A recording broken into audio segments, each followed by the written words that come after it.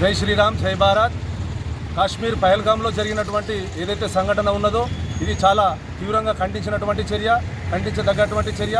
ఎందుకంటే ఈరోజు దాన్ని పురస్కరించుకునే ఇక్కడ భీమ్గల్లో విశ్వ హిందూ పరిషత్ తరఫున బంద్ అనేది జరపడం జరిగింది. ఈ బంద్లో అందరూ కూడా సహకరించడం జరిగింది.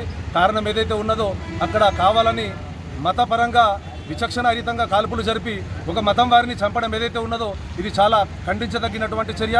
దీన్ని సహేతుకం ప్రపంచమంతా ఖండిస్తున్నది.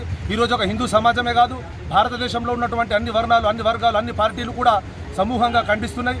చాలా ఇది గొప్ప విషయం. ఎందుకంటే ఐక్యత ఏదైతే ఉన్నదో ఈ భారతదేశంలో ఇలాంటిది ఎప్పుడు మనకు అగుపించాల్సిన అవసరం ఎంతైనా ఉన్నది. ఇది ఈ విధంగా జరగడం ఏదైతే ఉన్నదో ఇక ముందు ఉపేక్షించేది లేదు.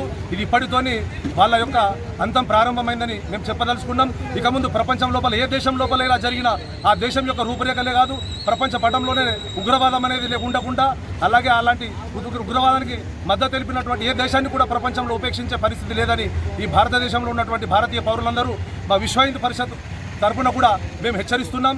దాన్ని ఖచ్చితంగా వాళ్ళ పట్ల ఏదైతే ఉన్నదో కఠిన వైఖరి ఉంటుంది.